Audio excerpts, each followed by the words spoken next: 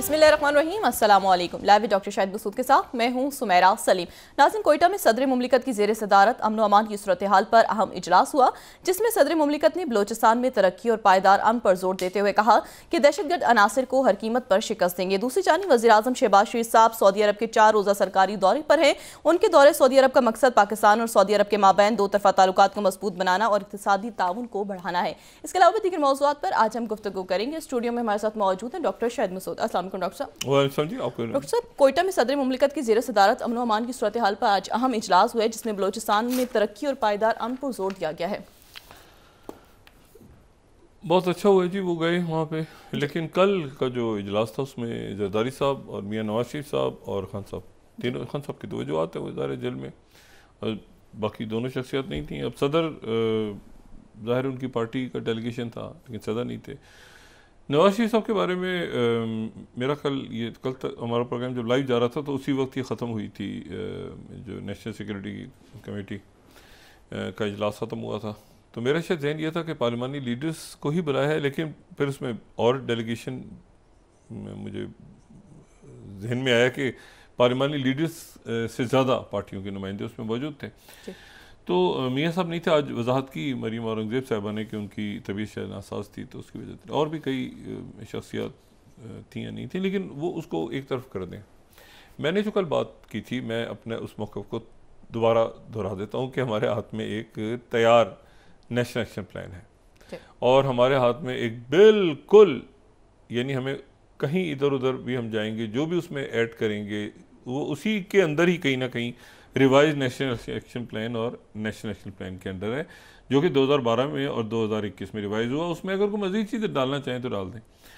अच्छा, अब उसमें आज मेरी बहुत से जिन लोगों से बात हुई मेरी, मैंने कहा जी आप बताएं कि क्या, बहुत ज़्यादा मैंने इसको इस पर तवज्जो या ध्यान इसलिए नहीं दिया कि मेरा ख्याल है कि वो वक्त का ज़िया है कि इसके ऊपर बहस की जाए। हमारे पास ऑलरेडी एक चीज़ मौजूद है, मतलब हम लोगों से पूछते फिरेंगे कि भाई क्या हमें करना चाहिए, करना चाहिए, करना चाहिए, क्या हमें करप्शन ख़त्म करनी चाहिए मुल्क से, क्या हमें दहशतगर्दी ख़त्म करनी चाहिए। कोई एक आदमी पाकिस्तान में ऐसा है जो कहेगा कि जी दहशतगर्दी होनी चाहिए, या करप्शन होनी चाहिए, या स्मगलिंग होनी चाहिए, या ये है कि जो शिद्दत पसंद तंजीमें हैं ये काम करें, तो कौन ऐसा आदमी होगा?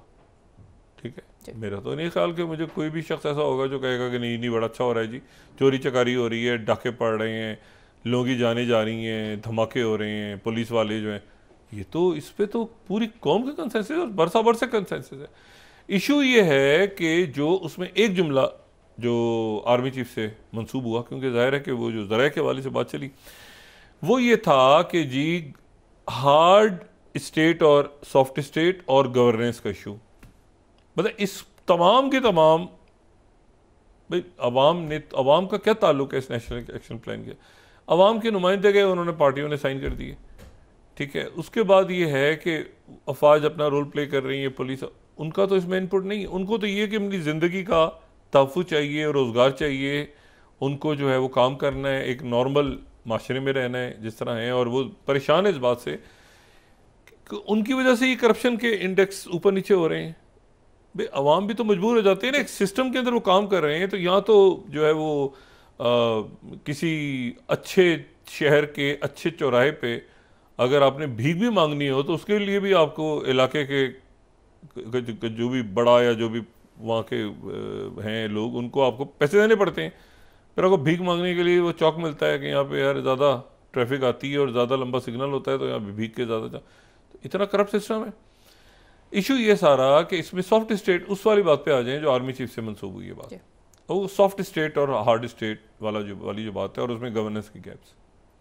मैं नहीं जानता कि ये जुमला जो है ये किस पैरा में सामने आया है, लेकिन मैं इस पे जो गौर अपना इंसान दायर अपनी एक उसकी आप ये देखिए कितने मुल्क ऐसे हैं जिनका सॉफ्ट इमेज है, लेकिन अक्सर में वो सॉफ्ट नहीं है, वो हार्ड स्टेट्स हैं। आप किसी खलीजी मुल्क में जाएं जिन्होंने बड़ी तरक्की कर ली है गुजरे चंद सालों में, तो सॉफ्ट इमेज होगा, इंतहाई सॉफ्ट इमेज। आप उनके जहाज में बैठ जाएं, सर ऑरेंज जूस और शैम्पेन, ठीक है ना। आप उनके एयरपोर्ट पे उतरें, उसके बाद इधर से लाइनें लगी हुई हैं, टैक्सियाँ खड़ी हैं बाहर, कैब्स खड़ी हैं, होटल्स हैं, जगह हैं, सॉफ्ट इमेज। लेकिन वो हार्ड स्टेट्स हैं।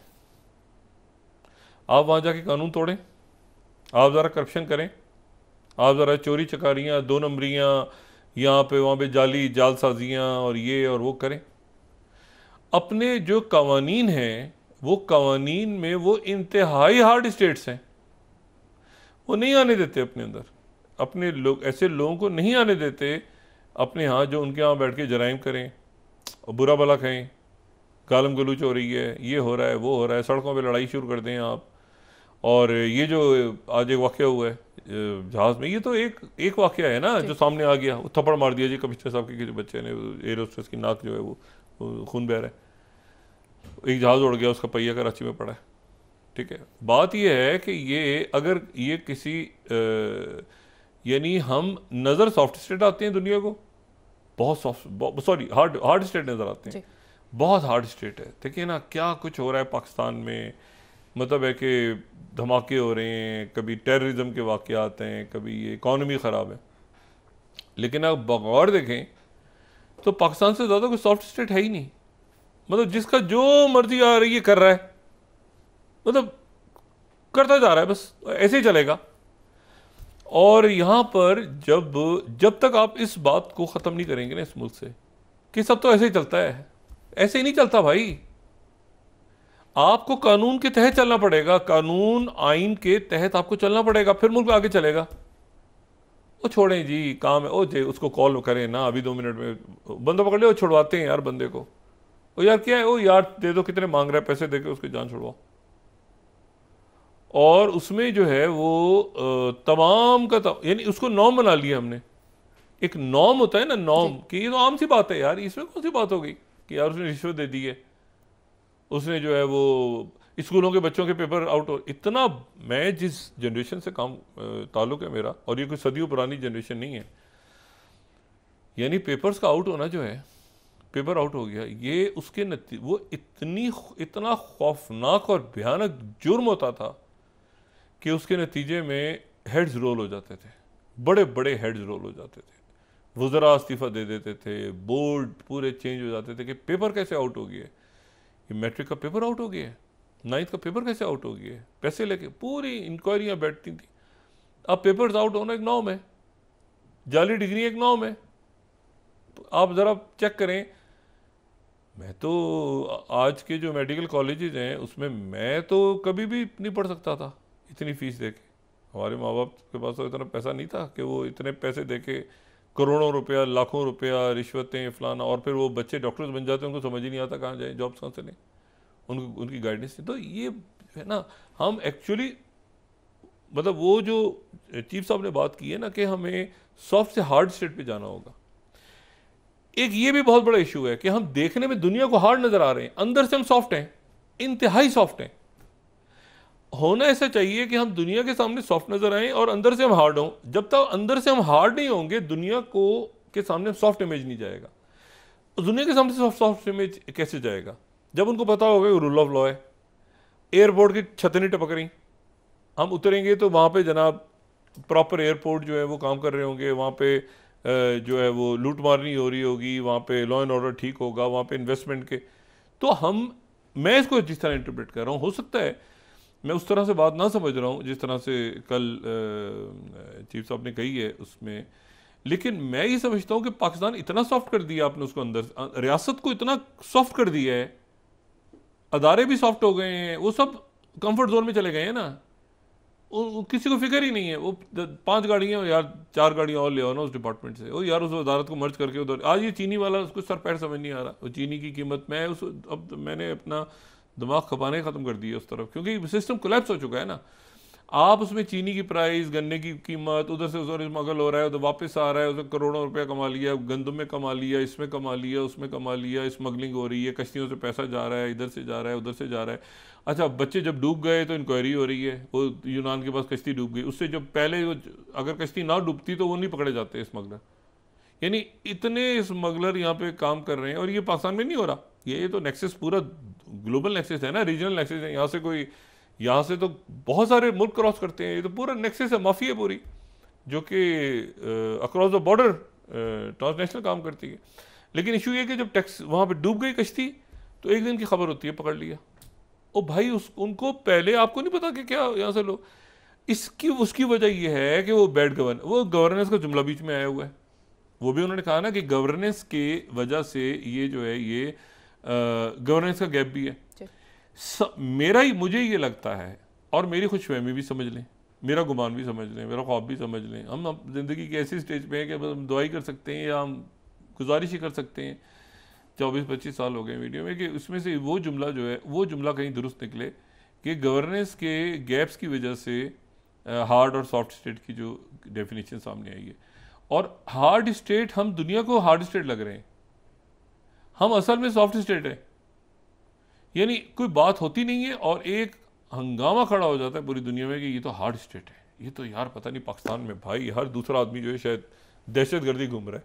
अच्छा, लोग यहाँ आते हैं जब, तो वो कहते हैं कि पाकिस्तान तो बड़ा अच्छा है, तो बड़े प्यार और मोहब्बत वाले लोग हैं। उसकी वजह ये है कि वो बाहर ऐसा इम्पैक्ट है और कई साल से है, कई साल से। अच्छा, पहले तो चले 9/11 के आगे पीछे दाएं बाएं जब कायदा तुक बन रही थी, लेकिन अब तो कम से कम ये मामला जब यहाँ पहुँच गए हैं तो यहाँ से इस बात को हमें आगे लेके चलना चाहिए। इस पर सोच विचार की जरूरत है ही नहीं, इसको आप करना शुरू करें। इसमें अच्छा, ऑपरेशन का भी कुछ जिक्र नहीं हुआ। मैं कल सुन रहा था 2-3 वज़रा की बात, ये जो शुरका मौजूद थे उनकी बात मैंने सुनी, तो ऑपरेशन क्या, आपने कोई बॉम्बिंग करनी है जहाज ले जाके? तो टारगेटेड ऑपरेशन होते हैं, हमेशा जारी रहते हैं। लेकिन यह है कि अक्रॉस द बॉर्डर आपकी स्मगलिंग भी तो हो रही है। देखिए, अक्रॉस द बॉर्डर टेररिज्म नहीं होता। अगर टेररिस्ट भाई अक्रॉस द बॉर्डर, किसी भी बॉर्डर के अगेंस्ट अगर टेररिस्ट आ रहे हैं तो स्मगलिंग नहीं हो रही, चोरी चकारी नहीं हो रही, मनी लॉन्ड्रिंग नहीं हो रही, लोग स्लिप नहीं हो रहे। हम फोकस रखते हैं सिर्फ टेररिस्ट के ऊपर। अगर हम ये देखें कि उसके साथ वो लोग जिनके मफादात जुड़े हुए हैं वो आगे पीछे कर रहे हैं उन लोगों को जो कि दहशतगर्दी में मुलविस हैं, तो आपका मसला हल हो जाएगा। तो आपको हाथ डालना है, और ये बड़ा आसान काम है। ये कौन सा रूल बेस्ड ऑर्डर है इस वक्त दुनिया में? मुल्क अपने अपने आप को बचा रहे हैं। 1945 का ऑर्डर तो फना हो गया। कौन सा रूल बेस्ड ऑर्डर मुझे बताएं दुनिया में चल रहा है? कौन सी ह्यूमन राइट्स की ऑर्गेनाइजेशन क्या है इस वक्त दुनिया में? पूरे रियासतें अपने आप को बचा रही है, अपना फैसला करें खुद, और फैसले हैं हमारे पास। हर एक को पता है कि मुल्क कैसे ठीक करना है, और अल्लाह का नाम लेके नीयतें अच्छी हों। ये मैंने अपनी ज़िंदगी में बात सीखी है। कई दफ़ा आप कामयाब होते हैं किसी चीज़ में, कई दफ़ा आप नाकाम हो जाते हैं, लेकिन अगर आपकी नीयत ठीक है ना, अगर आपकी नीयत ठीक है कि मैंने ये काम इस तरह से करना है, यार मैंने ठीक करनी है चीज़ को, उसमें बरकत आती है। अल्लाह ताला उसमें बरकत डालता है। अब मुझे को बरकत क्या चीज़ है? बरकत को मैं किस तरह समझता हूँ, कभी कभी ऐसा होता है कि आप एक सालन की प्लेट लेकर आते हैं और 2-3 लोग उसमें खाना खाते हैं। 3 लोग 4 लोगों ने खाना खाया, एक प्लेट खाने में खाना ख़त्म हो गया और लोग कह रहे हैं कि यार भूख रह गई, यार खाना ज़्यादा होना चाहिए था।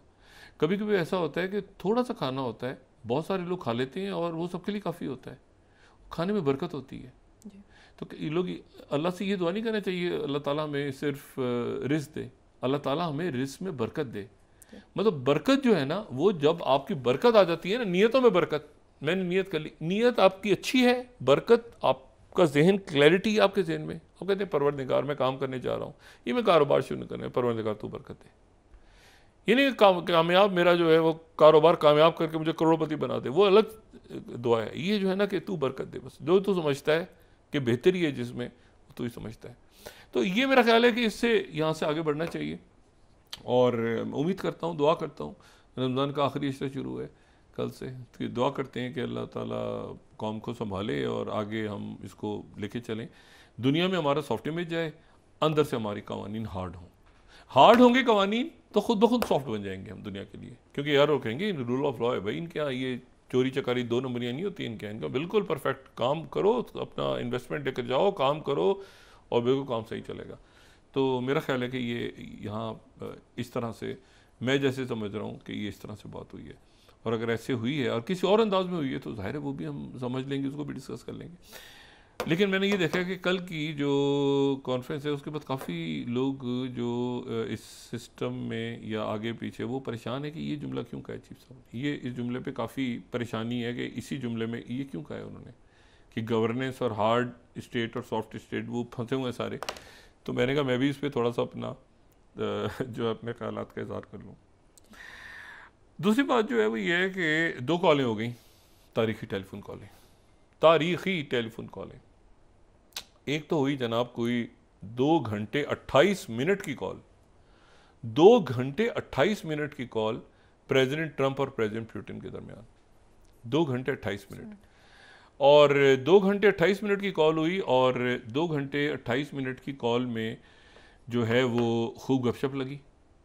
अच्छा, मैं इस बात को मानने को तैयार नहीं हूँ कि ये इसी तरह से कॉल्स हुई हैं जिस तरह से उनके अलामिये सामने आए हैं। मिसाल के तौर पे अगर हम ये देखें जो कि प्रेसिडेंट डोनाल्ड ट्रंप की कॉल 4 स्लाइड दिखाएं, तो यूएस एम्बेसी ने जो जारी की रशिया में telephone call president Vladimir Putin के साथ, तो उस कॉल का अगर मतलब देखें तो उसमें तो हमें बड़ी गुड़ी गुड़ी बातें नज़र आती हैं, और उसमें नज़र आता है कि कॉन्फ्लिक्ट जो है ये कभी शुरू ही नहीं होता। प्रेसिडेंट ट्रंप ने कहा अगर मैं होता, लीडर्स एग्री कर गए, मोमेंटम टू पीस, ये सारा सीज़ फायर जो है, मैरीटाइम सीज़ फायर ब्लैक सी में होनी चाहिए, कंप्लीट सीज़ फायर की तरफ बढ़ना चाहिए। ये आगे की बातें हैं, ठीक है, ये आगे की बातें हैं।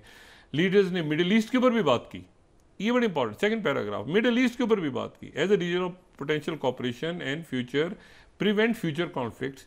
अच्छा, ये भी डिस्कस किया। 2.5 घंटे बाद में इतनी थोड़ी सी बातें थोड़ी होती हैं कि 3 पैराग्राफ में लिख दें तो 2.5 घंटे की बातें, बहुत लंबी बात हुई है, इसका मतलब है।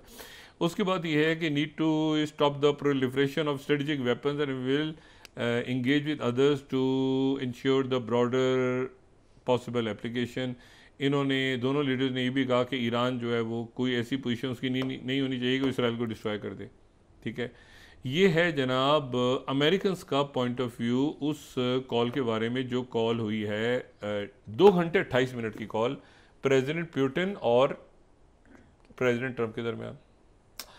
अच्छा, इसी को अगर आप देखें कि रशिया क्या कह रहा है, तो रशिया वो कह रहा है जो कि फर्स्ट स्लाइड है, telephone conversation with president of United states Donald Trump.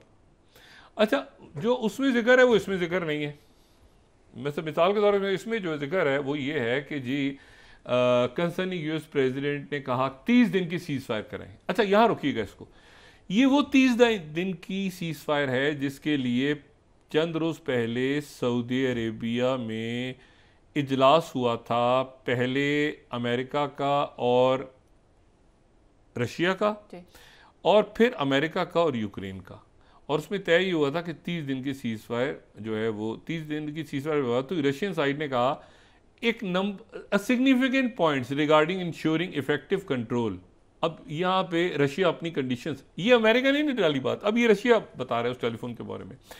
अब possible ceasefire entire front line पे होनी चाहिए, और उसके बाद need to stop the force mobilisation in Ukraine and rearming, दोबारा उनकी फौज को असला ना दिया जाए, वही बात की न्यूट्रलाइज कर दिया जाए, ठीक है ना, मोबिलाइज भी ना किया जाए मजीद फोर्सेस को, और साथ ही रीआर्म्ड कर दिया जाए, जापान वाली फौज बना दिया जाए, ये रशिया की तरफ से। It was noted that some serious risk exist pertaining to intractability of Kyiv, वहाँ पे कीव की जो रिजीम है यूक्रेन की, जो कि बार बार सबोटाज करती है, वायलेट करती है निगोशिएटेड एग्रीमेंट्स को। अच्छा, एम्फेसिस किया गया बारबेरिक एक्ट पे, इस पे ये रशिया की तरफ से कस के इलाके में जो कुछ हुआ। अच्छा, ये बात हुई कि कंप्लीट सीज फायर कीव के साथ फॉरेन मिलिट्री एड के ज़रिए तो मुमकिन नहीं है, और इंटेलिजेंस के ज़रिए मुमकिन नहीं है, क्योंकि ये तो की कंडीशंस हैं फॉर प्रिवेंटिंग एन एस्केलेशन, यानी उनकी मुकम्मल तौर पे फॉरेन मिलिट्री एड बंद की जाए, ये मुतालबा रख दिया गया। तो अमेरिका की तरफ से शुरू कर दी गई थी ना एड, रोकी गई थी, शुरू कर दी गई थी, फिर वो भी बंद की जाए और इंटेलिजेंस भी बंद की जाए। फिर उसके बाद ये है कि ट्रंप साहब ने जो रिसेंट अपील की, अब यहाँ से सुने, ट्रंप साहब ने जो रिसेंट अपील की कि lives of Ukrainian serviceman surrounding the Kursk region, Kursk के इलाके में जो फंस गए हैं यूक्रेनियन सोल्जर्स, तो पुतिन ने कंफर्म किया कि रशियन साइड विलिंग है ह्यूमैनिटेरियन मोटिव्स के लिए, और guaranteed that soldiers of the arm forces of Ukraine would live. ओ भाई, वहाँ यूक्रेन के लोग नहीं है, वहाँ दूसरे मुल्कों के भी हैं, ठीक है ना। इसकी क्या बारीक वारदात है, ये देखें, arm forces of Ukraine would live and be treated Fairlie in accordance with Russian legislation and international law of the surrender.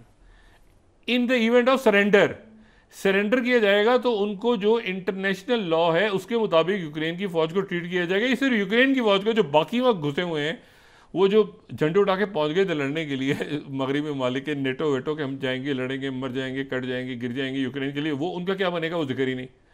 उसके बाद Vladimir Putin made it known that on March 19, ठीक है, the Russian and Ukrainian side जो है ये carry करेंगी prisoners को और स्वैपिंग करेंगी 175 लोगों को, और उसके बाद जो है वो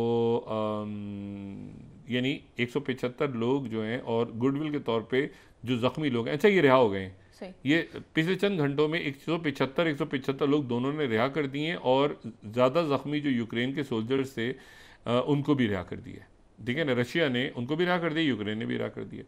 अब आगे देखें, ये व्लादिमीर पुतिन, अब ये रशियन पॉइंट ऑफ व्यू है, ये अमेरिका से बिल्कुल डिफरेंट है। Russian Vladimir Putin and Donald Trump also address some of the international issues including the situation in Middle East and the Red Sea region. Red Sea में क्या हो रहा है, हुतीज, और मिडिल ईस्ट में क्या हो रहा है, गजा का कत्लेआम। Joint efforts would be made to stabilise the situation in the crisis spots and establish cooperation on nuclear non-proliferation and global security. This will in turn contribute to improving the overall imbalance of the relations between Russia and US. One positive example is the recent vote in the UN, वो जिसको America गया था उस तरफ, in which the two countries aligned their stances. America और Russia एक साथ खड़े हो गए थे, ये बड़ी ज़बरदस्त बात लगी, ठीक है ना। वो जो करारदाद पेश हुई थी आखिरी, ट्रंप ने एक्सप्रेस किया, ये नीचे वाली बात है सबसे अहम, सबसे संजीदा, अगर कोई सबसे संजीदा दुनिया की बात हुई है ना दोनों लीडरान की गुफ्तगू में, तो वो इसकी आखिरी 3 लाइनों में है। Donald Trump express support for Vladimir Putin idea to hold ice hockey matches in both United States and Russia between Russia and American players from NHL और पता नहीं कौन सा NHL है। अच्छा, अब जनाब ये हुई है 2.5 घंटे की, 2 घंटे और 48 मिनट की गुफ्तगू। जाहिर है उसमें सारी बातें तो नहीं है, लेकिन ये है कि लगता है कि अमेरिका और रशिया मिलके यूरोप पे पै गए इन दोनों ने मिलके यूरोप को टपका दिया बीच में, यूरोप दरमियान में कहीं है ही नहीं, ठीक है। और 23 तारीख को, 23 मार्च, इतवार का रोज़ आ रहा है गालिबन, 23 मार्च को जद्दा में अमेरिका और रूस की टीमें दोबारा मिल रही हैं। अमेरिका और इसमें यूरोप नहीं है दरमियान में कहीं, यूरोप कहीं है ही नहीं। वो यूरोप की कोलिजन ऑफ विलिंग और ये और फौज बनेगी, ये बनेगा वो बनेगा। मैं ये तो नहीं कहूँगा कि याल्टा 2 है, लेकिन ये याल्टा में तो तीन बैठे थे ना, स्टालिन, चर्चिल और रूजवेल्ट, लेकिन ये कुछ उसके करीब ज़रूर है, ठीक है। अब ये जो अल्फाज हैं ना, no, may be, yes, probably not, if और बट, मतलब इससे ये जुमले दरमियान में आगे पीछे ख़त्म होते जा रहे हैं डिप्लोमेसी में, और आहिस्ता आहिस्ता क्लैरिटी के साथ बात हो रही है। पुतिन भी क्लैरिटी से कर रहे हैं और ये जो है ये ट्रंप भी क्लैरिटी से कर रहे हैं। अब जनाब इनकी ज़ेलेंस्की ने जब भी सुना, क्योंकि ज़ेलेंस्की तो तैयार हुआ था इस बात पे, ये ज़हन में रखें कि उसमें एनर्जी और एनर्जी के इंफ्रास्ट्रक्चर की बात हुई है। अच्छा, ट्रंप साहब ने उसके टेलीफोन ख़त्म होते ही उन्होंने एक मैसेज भी डाल दिया फ़ौरन, ये तो काम है ना ट्रंप साहब का। उन्होंने, ट्रंप साहब ने जनाब ये सोशल मीडिया में मैसेज डाला इस कॉल के बारे में। कॉल में हुआ क्या, my phone call conversation today with President Putin was a very good and productive one, बड़ी ज़बरदस्त, शानदार। We agreed on immediate ceasefire all energy. Ceasefire हर जगह नहीं होगा, सीज फायर कहाँ पे होगा, energy and ceasefire on all energy and infrastructure with an understanding that we will be working quick to have a complete ceasefire and ultimately an end of this horrible war between Russia and Ukraine. यानी जो ceasefire है वो सिर्फ कहाँ पे हुआ है, energy और एनर्जी के इंफ्रास्ट्रक्चर पे। अब इसे वो ज़ापोरिज़िया का वो न्यूक्लियर प्लांट भी शायद आता है, बाकी प्लांट्स आते हैं, वो बात की बात है। This war would never ever started if I were president. इसमें control of peace was discuss, contract for peace was discuss, including the fact that thousands of soldiers are being killed on both President Putin and President Zelensky would like to see it end. और उसके बाद ये full force और effect के साथ होगा और for the sake of humanity get the job done. अच्छा, अब ये जो सीजफायर है, इसका मतलब है एक तो ये, अब क्या बात समझ में आती है, बात ये कि सीजफायर मुकम्मल नहीं है।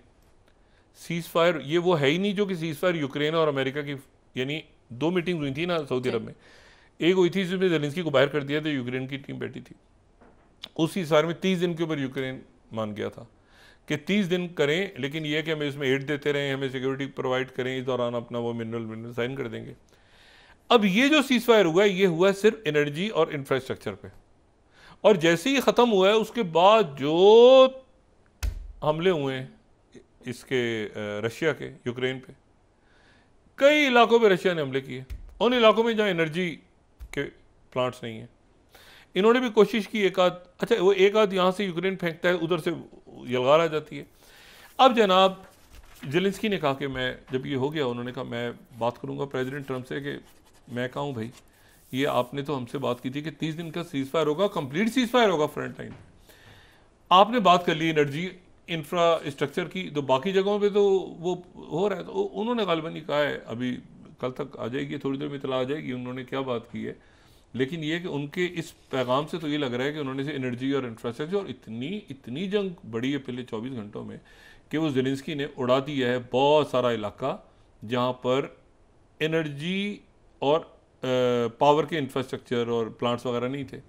और तेज़ी के साथ मेरा अपना ख्याल है ओदेसा पे आ जाएगा। ये ओदेसा का जो इलाका रह गया था, नक्शा हम देखें ना, वो नीचे का इलाका बिल्कुल दौंस तक के, वो ओदेसा का इलाका जो कि ब्लैक सी को कवर करता है, वो बिल्कुल ओदेसा का इलाका जो रह गया है नीचे बिल्कुल, तो उस ओदेसा तक वो पहुंच जाएंगे। ये बिल्कुल देखें ना, रेड और ये मोल्दोवा के दरमियान में ओदेसा रहता है ना, तो ये आगे थोड़ा सा खर्चों से आगे जाएंगे तो उर्सो, तो ये यूक्रेन बिल्कुल कट ऑफ हो जाएगा किसके साथ, ब्लैक सी के साथ। ब्लैक सी और यूक्रेन के दरमियान आप देखें कितना थोड़ा इलाका रह गया, सारा रेड हो गया। रेड वो इलाका है जहाँ पे रशिया है, थोड़ा सा जो वाइट इलाका है ना बीच में, ये ओदेसा है। देखें अगर इसको जूम आउट करेंगे थोड़ा सा, अगर पॉसिबल हो तो थोड़ा सा जूम आउट करें इसको, ये ओदेसा पड़ा जा रहा होगा मेरे ख्याल से सबको, जूम आउट। अच्छा, तो ये जूम आउट को ये आप देखें ना, मोल्दोवा के साथ नीचे अगर हम जाएंगे बिल्कुल ब्लैक सी की तरफ जाएं, तो ये जहाँ पर बंदरगाहें आती हैं तो ओदेसा लिखा है। अभी थोड़ा सा खिरसों से आगे बढ़ के अगर ये मोल्दोवा तक चले जाएं और ट्रांसनीत्रा तक, तो ये दरमियान में ये ओदेसा, इसका मतलब है कि यूक्रेन जो है ये लैंडलॉक हो जाएगा। लैंडलॉक तो नहीं होगा, ऊपर जाहिर है इसके पानी ऊपर भी हैं, इसके आगे पीछे और भी समंदर है, लेकिन ब्लैक सी से आउट हो जाएगा। ये मेरा ख्याल है कि इसको रशिया की पूरी कोशिश होगी कि कंप्लीट सीज फायर से पहले ओदेसा तो ले जाएं। हो सकता है ना लेके जाएं, ये थोड़ा सा ओदेसा छोड़ जाएं, क्योंकि यहीं से तो निकलता है सारा गंदम वंदम, आगे पीछे दुनिया भर की जो सप्लाई होती है, जो ब्रेड बास्केट है यूक्रेन। तो क्या वो, अच्छा दूसरी एक बात ये रखी गई है, दूसरी बात ये रखी गई कि ये इलाके तस्लीम करें, ये भी पुतिन ने बात कर दी है, इन इलाकों को रशिया का हिस्सा तस्लीम करें। नेटो यहाँ कभी नहीं आएगी, वो तो बात क्लियर हो गई, ये नेटो का हिस्सा कभी नहीं बनेगा। फौज इनकी कम होगी, न्यूट्रलाइज हो जाएगा ये मुल्क सारा, इनकी एड मुस्तकिल बंद होगी फौज की, और बाकी ये है कि हमारे यहाँ आए और करें, आके इन्वेस्टमेंट करें। ब्रेक के बाद डॉक्टर साहब डिस्कस कर लेते हैं। जी नाज़रीन, वापस आते हैं छोटे से।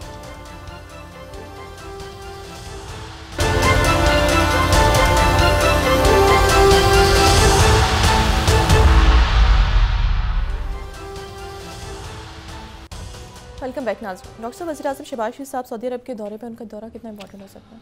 देखिए उम्रा भी करेंगे और वो शायद उनकी मुलाकात भी है वज़ीर आज़म और वली अहद से, लेकिन इश्यूज़ पाकिस्तान के हैं बहुत इंपॉर्टेंट। और सबसे इम्पॉर्टेंट ये है कि ये जो कल इजलास हुआ है इसके कोई इस पे अमल दरामद होना चाहिए। बस वो कहना चाहिए ना, कहते हैं ना कि बहुत वक्त हमने बहस में और इसमें फरई मामला में गुजार लिया, अब इस पर अमल करें। आगे जो स्टेक होल्डर्स ऑन बोर्ड नहीं है उनको ऑन बोर्ड लें, सब ऑन बोर्ड हों और आके मुल्क में बढ़ें तेज़ी के साथ। दहशतगर्द भी हथियार फेंक देते, पीके के आ गई थी ना, कौमी धार में शामिल हो गई थी, वो देख लें जैसे भी ये रियासत तय करे मामला को, बहरहाल आगे चलें। अच्छा, मैं सिर्फ इसमें एक बात कह दूँ, ये गज़ा के अंदर हालात बिगड़ रहे हैं और ये एक इलाकाई जंग छिड़ जाएगी अगर इसको यहाँ पर, क्योंकि एक तो बिट्रेयल की फीलिंग है, बहुत सॉलिड ज़बरदस्त फीलिंग है बिट्रेयल की, और वो आज की नहीं है, वो सदियों की है। ये कई रियासतें मुल्क बने ही बिट्रेयल की बेसिस पे कि उसने उसको धोखा दिया, उसने उसको धोखा दिया। वो अमेरिका ने वादा किया था कि ट्रांस जॉर्डन को यूं कर देना है, वो ऐसे हुआ, बाद में ऐसे हो गया। वो एक पूरी तारीख है। उसके बाद तहरीकें बनी, उनके रहनुमा मारे गए, मुखबरियाँ आ गए, तो बिट्रेयल की फीलिंग है बहुत ज़्यादा। मैं ज़रा इस बात को कंप्लीट करूं कि ये जो बात है ना, अब इसका अगला मरहला इसका होगा जद्दा में 23 तारीख को, यानी जद्दा में होगा। अब मुझे नहीं पता कि जेलेंस्की उसमें होंगे नहीं होंगे, मेरा ख्याल से यूक्रेन को साइड पे कर दिया, उनको बता दिया जाएगा, this is to inform you, क्योंकि यूक्रेन ने जो करना था कर लिया।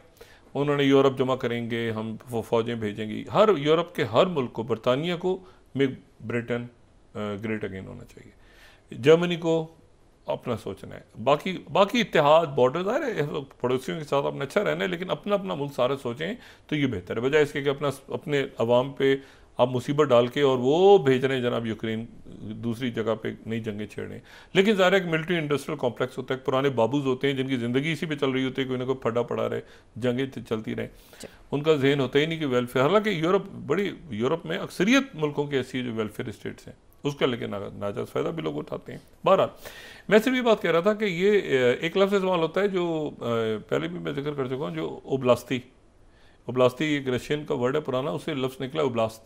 ओब्लास्त ये है कि वो जैसे सूबा होता है ना किसी मुल्क में, जैसे पाकिस्तान में 4 सूबे हैं, तो इसी तरह से रशिया में वो सूबों को, सूबा यानी लोकल गवर्नमेंट और सेंट्रल गवर्नमेंट के दरमियान जो एडमिनिस्ट्रेटिव अथॉरिटी है वो ओब्लास्ट है। तो ये जैसे मिसाल के तौर पे 46 ओब्लास्ट हैं, ये आपको नज़र आ रहे हैं ना, ये दोस्ताक का ओब्लास्ट और ये कर्ज का ओब्लास्ट और ये ओब्लास्ट और वो ओब्लास्ट, ये सारे खरसों का ओब्लास्ट, ये सारे जो ओब्लास्ट हैं, ओदेसा का ओब्लास्ट, तो 46 जो है वहाँ पे, सॉरी 85 वहाँ पे, 46 जो है वो मरकज़ में। अच्छा, अगर यूक्रेन में चले जाएँ तो 24 हैं, लेकिन वो क्रीमिया को भी मानते हैं, तो क्रीमिया तो निकल गया हाथ से। अच्छा, इसमें तो एक तो बात है कि ओब्लास्ट को ध्यान में रखेंगे, ओब्लास्ट तो ओब्लास्ट कब्जे होते हैं, यानी कब्जा होता है उस ओब्लास्ट के एक हिस्से पे कब्जा हो गया, लेकिन उसके मरकज़ में तो कब्जा हो जाता है, ओब्लास्ट निकल गया हाथ से, और ओब्लास्ट को इंडिपेंडेंट करार देना है हिस्सा। जैसे क्रीमिया एक ओब्लास्ट था जो हाथ से निकल गया उनके, ठीक है, क्रीमिया अगर आधा निकलता तो वो ओब्लास्ट टूट जाता, वो ओब्लास्ट पूरा निकल गया तो वो अब उनके हाथ से ओब्लास्ट निकला हुआ है। तो रशियंस के या यूक्रेनियंस के या वहाँ जितनी जंगें होती हैं बेलारूस में, सेंट्रल एशिया में, काजाकिस्तान में, उनके जहन में ये नहीं होता कि हमने ये इसको आधा लेना है, ये पूरा का पूरा ओब्लास्ट लेना है ताकि वो ओब्लास्ट हिस्सा बन जाए हमारे ओब्लास्ट जो ऑलरेडी है उनका। फिर इसमें एक बात बहुत इंपॉर्टेंट है, वो दनाइपर रिवर है। दनाइपर रिवर वो ऊपर शुरू होता है, यानी आप नक्शे पे देखें तो नॉर्थ से शुरू होता है, बेलारूस और यूक्रेन के दरमियान ये बहता है, बहते बहते बहते बहते ये चला जाता है, ये फिर ब्लैक सी में खुल जाता है। अब दनाइपर रिवर की स्ट्रेटेजिक इंपॉर्टेंस ये है कि उसको अगर आप दूसरे मैप से देखें ना तो उसके मशरिक में तो रशिया आ चुका है कंप्लीट। दनाइपर रिवर वो जा रहा है ना, दनाइपर ऊपर से आया आया आया बहता बहता बहता बहता चला गया, नीचे आ गया, देखा आपने खरसों के साथ वो नीचे आके टिप हुआ। इसमें जो आपको एक ब्लू सी लाइन नजर आ रही है दरमियान में, वाइट के दरमियान में, वो दनाइपर रिवर है, देखा आपने, ऊपर से स्टार्ट हो रहा है दनाइपर रिवर, यूक्रेन नीचे आते आते, अभी दनाइपर रिवर के इस तरफ सारा रशिया है और दनाइपर के इस तरफ जो है वो यूक्रेन है। अब ये दनाइपर रिवर को क्रॉस कर रहा है रशिया। ये दनाइपर रिवर की स्ट्रेटेजिक वैल्यू ये है कि एक तो ये है कि ये ब्लैक सी से कनेक्ट करता है यूक्रेन को, यानी अब दनाइपर रिवर को सामने रखें ना तो दनाइपर रिवर कनेक्ट कर रहा है एग्रीकल्चरल हवाले से भी, हाइड्रो प्लांट्स भी यहाँ पे लग रहे हैं, यहाँ पे जो है ये इसकी स्ट्रेटेजिक इंपॉर्टेंट है। तो दनाइपर रिवर को सामने, और ये तारीखी तौर पे जब झगड़े होते रहे ना यहाँ पर, तो हमेशा दनाइपर रिवर, उरल पहाड़, ये सारे इसमें फैक्टर्स इंपॉर्टेंट रहे हैं। तो अब ये सवाल है कि ये सारा जब एनर्जी और इंफ्रास्ट्रक्चर और ये सारी बात हो रही है तो हाइड्रो प्लांट्स को हिट ना करें, तो फिर दनाइपर रिवर आ जाता है दरमियान में कि दनाइपर रिवर के उस तरफ क्या हो रहा है और इस तरफ क्या, इधर रशिया है उधर वो है, तो दनाइपर रिवर के अक्रॉस जो है ये सारा मामला चल रहा है कि दनाइपर रिवर कहा जाता है। दूसरी बात ये है कि दूसरा दिन हुआ और दूसरे दिन के बाद भी ये पूरा जो है ना कहते हैं लिम्बो में पड़ा है सीज फायर प्रोजेक्ट। इसराइल इसकी वायलेशन कर गया है और इसराइल की जो वायलेशन हुई उसके नतीजे में ये बदतरीन 2023 के बाद एक वाक़या जो रमज़ान में पेश आया दूसरे अशरे में, और वो ये पेश आया है कि 400 से 450 के करीब 30 और शहीद हो गए हैं उसमें। आज दोबारा सेकंड अटैक भी उन्होंने किया, तो ये 430 के करीब इसमें शहादतें हो गई हैं। ये बात आप जहन में रखें कि यूरोप बिल्कुल डिफरेंट है और यूरोप का रिएक्शन डिफरेंट है और मशरिक़ वुस्ता वेस्ट एशिया का बहुत डिफरेंट है सिनेरियो। यहाँ पे हुकूमतें, तहरीकें, बिट्रेयल, ये सारे मामलात यहाँ की तारीख का हिस्सा हैं, हज़ारों साल की तारीख का हिस्सा है। एक दफ़ा अगर यहाँ पर ये आखिरी मौका है कि इसके ऑर्डर को बचाया जाए, वहाँ यहाँ सब सकिन हो जाएंगे। यहाँ गवर्नमेंट्स रहती हैं, नहीं रहती, बॉर्डर्स रहते हैं, नहीं रहते। सीरिया के क्या बॉर्डर्स थे, आईएसआईएस कहाँ कब्जा करके बना गई थी स्टेट, ये हो गया, वो हो गया सारा। जितनी रियासतें हैं, ये छोड़ दें बातें आप सारी कि वो हूतीज़ ने दोबारा मिसाइल दाग दी हैं, लेकिन ये है कि वो और आज डालें, फेंकें इसराइल के ऊपर, ठीक है, उनकी जो मेन एयर बेस है, और उसको जो है वो एक्सेप्ट नहीं कर रहे बहुत से लोग। लेकिन ये है कि ये उन्होंने 2 महीने में पहला हूतीज़ ने बैलिस्टिक मिसाइल फायर कर दी है, और ये कहा कि आने वाले दिनों में, टाइम्स ऑफ इसराइल को कोट कर दो 11th, उन्होंने कहा है कि ये जो है ये हम मज़ीद फेंकेंगे, उनकी एयर बेस पे फेंक दिया ये। अच्छा, और ये जो है ये बातें जो है ना कि यहाँ डबल स्पीक बहुत है, यानी आप बहुत से मुल्क, बहुत से रहनुमा बात कुछ कर रहे होते हैं, वो कर रहे होते हैं। इस वक्त हूतीज़ के सामने कोई भी मुल्क अगर रुकेगा तो हूतीज़ उसको निशाना हाथों बना लेंगे। इसराइल को बाद में जाएंगे, करीब आस पास पहले चले जाएंगे। तो मुल्क सारे जो हैं वो यमन की जंग से इसीलिए निकले थे, और बहुत अच्छा किया था कि यमन की जंग से निकले थे, क्योंकि यमन की जंग से ना निकलते तो उनका अपना नुकसान होता। अब इस यमन की जंग में कोई नहीं आएगा। कल मैंने बात की थी कि सूडान के अंदर जो झगड़ा है उसमें भी फॉरेन पावर्स इन्वॉल्व हैं, और आप ये ज़हन में रखें कि सूडान के अंदर भी बहुत कुछ है। सूडान जो है वो सिर्फ उसमें खाना जंगी नहीं है, इन मुल्कों में ये पूरा जो अफ्रीका है, ये इसमें सिर्फ ये नहीं है कि इसमें जंगल हैं, बागात हैं, कोई इसमें बहुत ज़्यादा वही वाली बात के रेयर अर्थ मिनरल्स हैं, यहाँ पे बहुत ज़्यादा ऑयल है जो अनटैप्ड है। और शायद लोगों को याद है हॉलीवुड की एक बड़ी ज़बरदस्त फिल्म आई थी ब्लड डायमंड्स, ठीक है, तो वो यहाँ पे बहुत कुछ है, बहुत कीमती है अफ्रीका सबके लिए, और इसीलिए ये ग्रेट सुपर पावर्स का जो बड़ा खेल है वो अफ्रीका में शुरू होने वाला है। तो सूडान हो या बाकी उसमें एरिटेरिया हो, वो मुल्क आप ये जिस ज़माने में ये बन रहा था ना, ये सऊदी अरेबिया का इत्तेहाद, तो मैंने एक दिन प्रोग्राम में इसी में डिस्कस किया, तो लोग मजाक उड़ाए थे, ये कौन सा मुल्क है, आपने कभी सुना है ये सब सहारन कंट्रीज़ को, साहिल के मुल्कों का? आप यकीन करें हमारा जो एक ख़ास तबका है पाकिस्तान में, वो मजाक उड़ा रहा था इस बात का, ये कौन सा मुल्क है। मैंने जिक्र करना शुरू किया, मैंने कहा जी चार्ट की बड़ी इंपॉर्टेंस है। तो मुझे 5-6 मैसेज आ गए कि डॉक्टर साहब आपको चार्ट की इंपॉर्टेंस है, ये क्या आप डिस्कस कर रहे हैं, ये नाइजर और चार्ट और ये कौन से मुल्क हैं, अब क्या हो गया आपको? हम मतलब पाकिस्तान में हम मतलब है कि हम हार्वर्ड से ऑक्सफोर्ड ये वो हमसे कोई अच्छी अच्छी बातें हमें क्या बता रहे हैं। अब ये कोई चार्ट मुल्क है, कोई एरिटेरिया मुल्क है, हॉर्न ऑफ अफ्रीका कोई मुल्क है, क्या है, क्या मतलब बोरिंग, इट्स टू बोरिंग। मैं कहता बच्चे अभी आने वाले दिनों में तुम्हें पता चलेगा कि दुनिया कहाँ जा रही है, और इन मुल्कों के लिए लड़ाई हो रही होगी ग्रेट पावर्स गेम के अंदर। इन मुल्कों को निकाल के आप बात नहीं कर सकते। तो ये मैं सिर्फ कह रहा हूँ कि एक तो ये बात हो रही है कि मुज़ाकरात अपनी जगह मौजूद हैं, कायम हैं। इसराइल ने वो उनका जो, क्योंकि ये जो मरहला है ना, ये मरहला अगर गुजर जाता है तो ये एंड इस बात पे होता है कि इसराइली फौज का इनखलास। देखें, पहला तो ये था ना कि कैदी रिहा हो जाएं और ये कमाली छोड़ दिए, वो तो कामयाब हो गया, कंप्लीट हो गया। दूसरा सबसे वाइटल है, दूसरे का जब एंड होगा तो इसराइली फौज का विड्रॉ हो जाएगा, और एक ऐसी गवर्निंग बॉडी वहाँ आके बैठ जाएगी जो टेक्नोक्रेट्स की होगी, या जो हमास तो ज़ाहिर उसमें नहीं होगी, पैलेस्टीन अथॉरिटी की कोई नई शक्ल होगी, क्या होगा, सब एग्री कर जाएंगे उस पर। उसके नाम भी फाइनल हो गए थे। अब जनाब मसला ये है कि अब यहाँ पे तो इसराइल का सर्वाइवल का इशू है ना, और उसमें एक ब्रिज बनेगा। ये मुल्कों ने ये भी तय कर लिया कि जो गज़ा है और जो वेस्ट बैंक है उसके दरमियान एक लैंड ब्रिज बनेगा। अब वो लैंड ब्रिज कहाँ से गुजरेगा भाई? वो लैंड ब्रिज इसराइल के ऊपर से गुजरेगा ना, या लैंड ब्रिज में लोग जो है वो कुछ चप्पू चलाते हुए तो नहीं जाएंगे ना लैंड के ऊपर।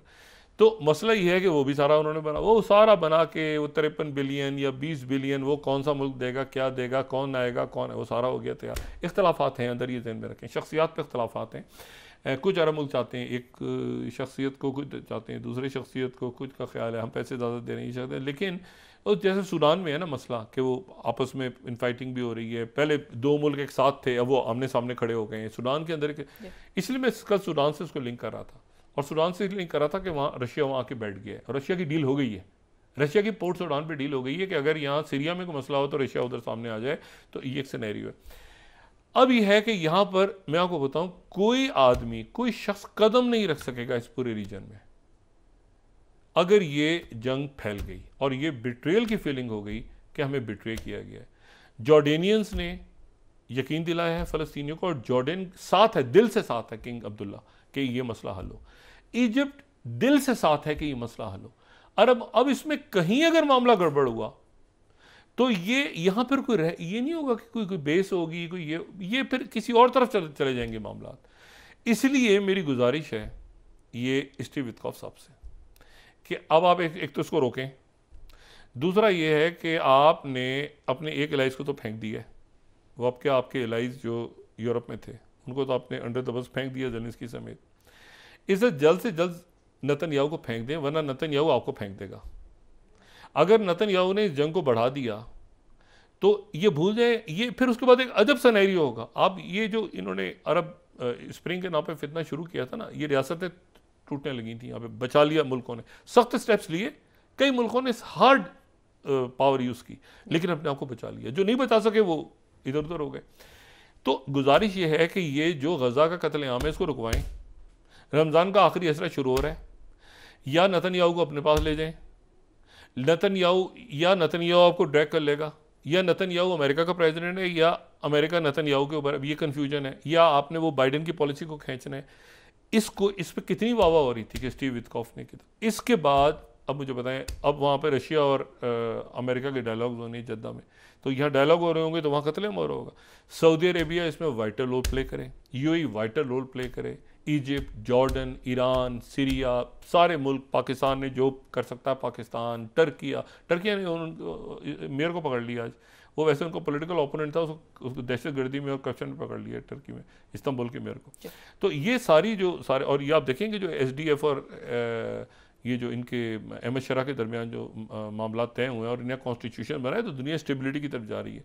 अब मसला ये है कि अब ये गज़ा को अगर आप गज़ा में ये दोबारा नेतन्याहू करता है, बीबी नेतन्याहू, तो इसके साथ जो करना है करें या इसके साथ रहें, लेकिन फिर यहाँ कुछ टिकेगा नहीं। यहाँ जो है ना इतने बिलियन जितने ट्रिलियंस फलाना दिमाग, ये कुछ होगा नहीं। फिर यहाँ यूरोप आपसे पहले तपा बैठा है, आप जंगें ख़त्म कर रहे हैं, वो दोस्ती हो जाएगी यूरोप की भी। यूरोप की दोस्ती देखें ना, ब्रिटेन की, अमेरिका के साथ, फ्रांस की, वो हो जाएंगे मामला। ये तो ज़ेलेंस्की की वजह से गंद चला है ना सारा। लेकिन ये जो गज़ा है ये सेंसिटिव है।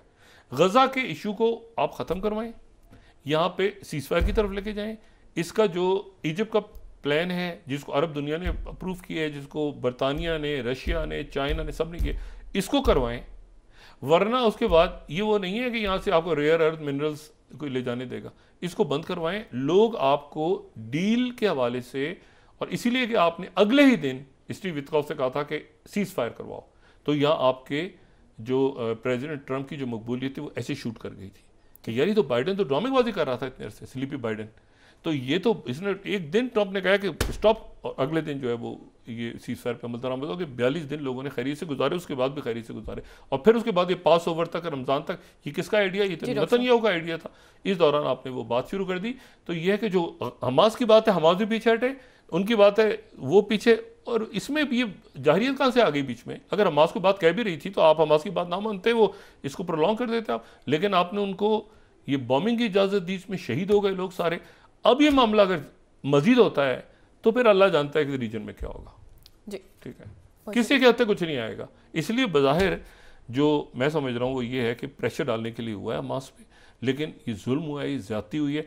अब मजीद प्रेशर ना डालें, अब नेतन्याहू को पट्टा बांधें जी। बहुत शुक्रिया डॉक्टर साहब। नाज़रीन, इसके साथ आज का प्रोग्राम अपने इख्तिताम को पहुंचा। मुझे सुमेरा सलीम को इजाज़त दीजिए। अल्लाह ने के बाद जी डॉक्टर साहब। अपने दोस्तों रिश्तेदारों को के लोगों का सब ख्याल रखिएगा।